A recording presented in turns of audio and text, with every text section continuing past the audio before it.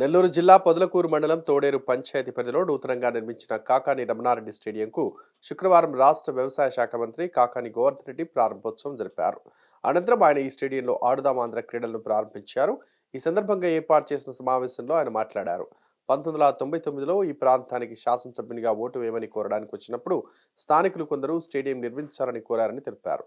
ఈ స్టేడియం నిర్మాణాన్ని పూర్తి చేసేందుకు అప్పటి టీడీపీ ప్రభుత్వం నిధులు ఇస్తామన్న అప్పటి మంత్రి సోమిరెడ్డి చంద్రమోహన్ రెడ్డి నిధులు రాకుండా అడ్డుపడ్డారని పేర్కొన్నారు. దీంతో స్టేడియం నిర్మాణానికి గ్రహణం పట్టిందని తెలిపారు. స్టేడియం నిర్మాణానికి అడ్డుపడిన సోమిరెడ్డికి ఓటు వేస్తే నిరుపయోగం అవుతుందన్నారు. ఎంపీ నిధులు, మండల పరిషత్ నిధులు కలిపి 1,15,00,000 రూపాయల వ్యయంతో నిర్మాణాన్ని పూర్తి చేస్తామని తెలిపారు.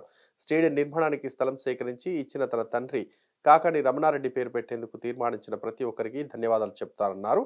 తాను జెడ్పీ చైర్మన్ గా ఉన్నప్పుడు ఈ ప్రాంతానికి ఎక్కువ నిధులు కేటాయిస్తున్నారని పలువురు అడిగారని, ఆ సందర్భంలో తాను జెడ్పీ చైర్మన్ పదవినైనా వదులుకుంటారని, పొదలకూరు అభివృద్ధిని మాత్రం వదులుకోరని చెప్పినట్లు గుర్తు చేశారు.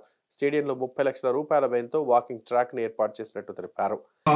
జగన్మోహన్ రెడ్డి గారి వెంట నడవడంతో దీనికి గ్రహణం పట్టినట్టయింది. గోవర్ధన్ రెడ్డి వైఎస్ఆర్ కాంగ్రెస్ పార్టీలోకి వెళ్లిపోయాడు కాబట్టి ఆయన హామీలో జరిగినటువంటి అభివృద్ధి పనులు ఏదీ జరగకూడదని చెప్పి ఆ రోజు కాంగ్రెస్ ప్రభుత్వం నిర్ణయం తీసుకుని అన్ని పనులను ఆపేసింది. అందులో భాగంగా ఈ భవనాన్ని కూడా ఆపేసింది.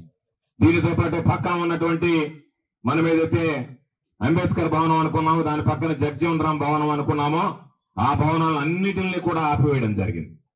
అయితే అదృష్టం మరలా 2014లో మన ప్రభుత్వం రావడం, నేను ఎమ్మెల్యేగా గెలవడం, ప్రభుత్వం రాకపోయినా మండలాలు, జెడ్పీటీసీలు అన్ని వైఎస్ఆర్ కాంగ్రెస్ పార్టీకి సంబంధించినటువంటి అభ్యర్థులు గెలవడంతో దీనికి సంబంధించినటువంటి నిధులు సమీకరించడానికి మండల పరిషత్ నిధులు ఇవ్వడానికి అవకాశం ఏర్పడింది. దాని ద్వారానే ఏదైతే మనం అనుకున్నామో జ్యోతిరావు పూలే భవనం గాని, బాబు జగ్జీవన్ రామ్ భవనం గాని, అదేవిధంగా అంబేద్కర్ గారి భవనానికి రిపేర్లు గాని, పక్కన ఉన్నటువంటి షాదీ మంజిల్ గాని, ఈ 4 భవనాలు ఈ రాష్ట్రంలో కాదు, బహుశా ఎక్కడా కూడా ఒకే ప్రాంగణంలో ఈ భవనాలు ఉన్నటువంటి పరిస్థితులు లేదు. అది మొట్టమొదటిగా ఇక్కడ తీసుకొచ్చి ఆ రోజు ప్రతిపక్షంలో శాసనసభ్యుడిగా ఉన్నప్పుడు అనేక రకాలైనటువంటి మోకాలు అడ్డడానికి ప్రయత్నం చేసిన ఆ రోజు ఒకటే విషయం చెప్పాను. నాకు అంబేద్కర్ గారి ఆశీస్సులు, జ్యోతిరావు పూలే గారి ఆశీస్సులు, అదేవిధంగా ఉన్నటువంటి జగ్జీవన్ రామ్ గారి ఆశీస్సులు ఉన్నాయి కాబట్టే ఈ 3 భవనాలని అధికారంగా శాసనసభ్యుడిగా నాకు వీటిని ప్రారంభించేటువంటి అవకాశం ఆ భగవంతుడు వీళ్ళందరి ఆశీస్సులతో కల్పించాడు అని చెప్పి ఆ భవనాలను మనమే ప్రారంభించాం. ఆ తర్వాత దీని దగ్గరికి వస్తే ఆ రోజు ప్రతిపక్షం ఉన్నప్పుడు నాకు అచ్చెన్నాయుడు గారు ఒక లెటర్ రాశారు. మీరు శాసనసభ్యులుగా ఉన్నారు కదా, కాబట్టి ఎక్కడన్నా ఒక స్టేడియం ఇస్తాం మీ నియోజకవర్గంలో, మీరు ఎక్కడ స్టేడియం కోరుకుంటారో చెప్పండి అని చెప్పాడు. నేను అనుమానపడ్డా, ఏమన్నా పొరపాటున నన్ను తెలుగుదేశం పార్టీ ఎమ్మెల్యే అనుకుని రాశాడా, లేదా నన్నెందుకు అడిగాడబ్బా ఇతను అని చెప్పాను. పోయి అయ్యా ఇట్ట మీరు కాగితం పంపించారు, మీరు ఏమన్నా నన్ను తెలుగుదేశం పార్టీకి సంబంధించినటువంటి శాసనసభ్యుడిని పంపించారేమో, నేను వైఎస్ఆర్ కాంగ్రెస్ పార్టీ శాసనసభ్యుడిని కదా అన్నాను. లేదన్నా, అందరికీ ఇది పార్టీలకు అతీతంగా క్రీడాకారులను ప్రేరేపించడానికి, క్రీడాకారులను ప్రోత్సహించడానికి ఎవరు శాసనసభ్యుడిగా ఉంటే వాళ్ళకి ఫుల్ పవర్స్ ఇచ్చేసాం, కాబట్టి మీరు ఎక్కడ కోరుకుంటే అక్కడ స్టేడియం నిర్మిస్తామని చెప్పారు. ఆగమేఘాల మీద నెల్లూరు వచ్చి హైదరాబాద్ నుంచి, అప్పుడు హైదరాబాద్ లో ఉండేది అసెంబ్లీ, వచ్చి జిల్లా కలెక్టర్ గారితో చెప్పి జిల్లా కలెక్టర్ గారి దగ్గర నుంచి ఈ విధంగా పొదలకూరులో ఇప్పటికే ప్రహరీ గోడ అంతా పూర్తయింది, స్టేడియం నిర్మాణంలో ఆగిపోయింది, కాబట్టి మీరు ఇచ్చేటువంటి స్టేడియం గనక పొదలకూరులో ఇస్తే బ్రహ్మాండంగా పూర్తవుతుందంటే నేను ఆ కాగితాలన్నీ తీసుకెళ్లి, పాపం అచ్చెన్నాయుడు లాంటి వాడు ఉండాలి మామూలుగా ఈ రాష్ట్రానికి, పార్టీలకు అతీతంగా నన్ను పిలిచి మరి లెటర్ రాసి మరి నన్ను అడిగాడని చెప్పి సంబరంగా పోయి వచ్చి ఆయనకి ఈ మాట కూడా చెప్పా, నీలాంటి మంత్రి ఉండాలని కోరుకుంటున్నాను, నేను నీలాంటి వ్యక్తులుంటే నిజంగా రాష్ట్రం అంతా బాగుపడుతుందండి అని చెప్పాను. ఆయన పాపం పట్టాలేనంత నవ్వునేవాడు, మామూలుగానే ఎత్తుగా ఉండేటువంటి మనిషి ఇంకొంచెం ఎదిగాడు పై, అబ్బా నన్ను పొగిడాడు. తర్వాత వచ్చాం ఆయన దగ్గర పోయి అడిగితే, అన్నా ఎందుకో సోమిరెడ్డి కాస్త అభ్యంతరం పెడుతున్నాడే అని అన్నాడు. అందుకే కదా నేను చెప్పింది, నేను వైఎస్ఆర్ కాంగ్రెస్ పార్టీ శాసనసభ్యుడు అంటే నువ్వే కాగితమేమంటివి, నువ్వే దానికి సంబంధం లేదంటివి, నువ్వే నాతో ఆ రోజు పార్టీలకు అతీతంగా క్రీడాకారులను ప్రోత్సహిస్తానంటివి, మళ్ళా ఈ రోజు ఏంటి సార్ మీరు ఈ మాట మాట్లాడుతున్నారు అంటే, ఆయన నేను చూసుకుంటా లేదా, నువ్వేం బాధపడబాక అన్నాడు. తర్వాత చూస్తే ముత్తుకూరులో మినీ స్టేడియం ఇచ్చామని చెప్పని వచ్చింది ఆడు.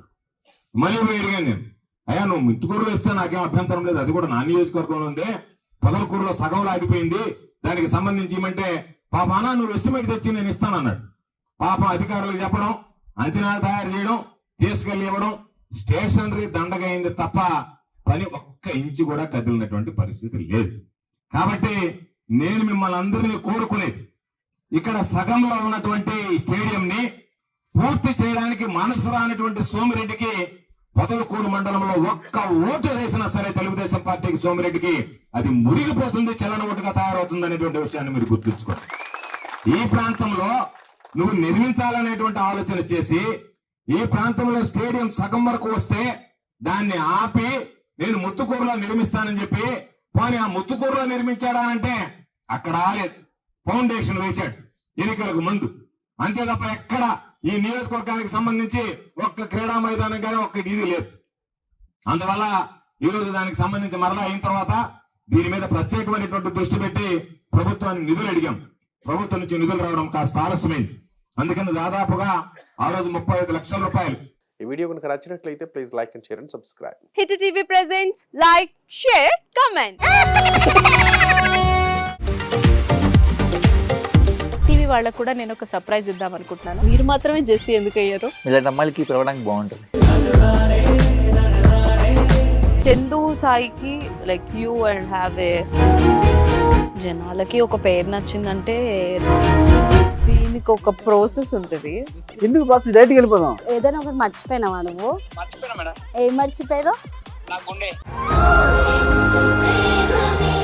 ఏదో ఆ టైంకి మన సుడి బాగుంటే ఎవరన్నా చూపిస్తే రాయగలం కానీ డోర్ టు డోర్ సేల్స్ చేసేవాళ్ళు. శారీ వస్తుంది, శారీలో వెనకాల కట్టుకుని